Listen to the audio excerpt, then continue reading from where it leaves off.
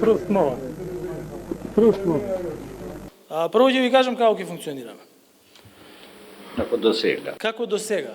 20 години единствени недопирливи, од војничка униформа во одело и кравата, Али Ахмети досега има 4 председатели, а дочека дури 8 нови премиери, а ќе го добие 9-тиот бидејќи договорено во последните 100 дена од оваа влада, тој да биде албанец и избор на Дуи. Се менуваа сите, константа остана единствено интегративците, партија која се формираше на само 3 месеци пред парламентарните избори во 2002 година, а освои дури 70% од гласовите кај албанскиот електорат, пошто коалицираше со СДСМ, тогаш предводен од Бранко Црвенковски.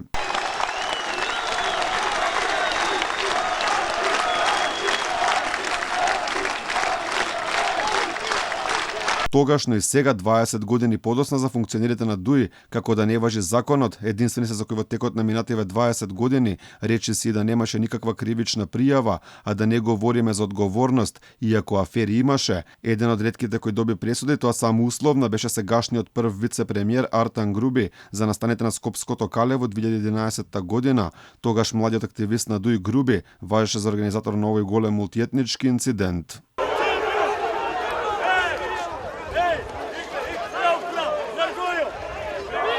Пресуди на 3,5 годишни казни затвор, кој подоцна сепак апелација ги укина, добија уште двајца функционери на ДУИ, Ејуп Алими и Исмет Гури во случајот Титаник 3 за уништување на изборен материјал. Во кулуарите често се говори дека ниту еден обвинител не смее да влезе во министерствата и општините, предводени од интегративците. Покрај ова, во двете децении владење ДУИ добија речиси се што сакаат. Еден од тие примери е и законот за територијална поделба, кој предизвика гнев кај македонците во Струга и резултираше со големи протести.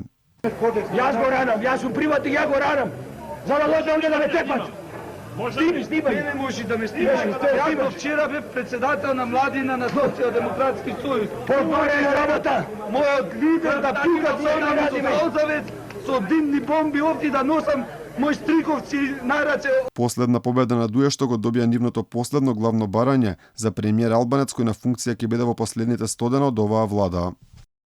Со задоволство би сакал да информирам за постигнатиот договор, коалицијски договор помеѓу Демократската унија за интеграција и коалицијата Можеме, предводена од Социјалдемократскиот сојуз на Македонија.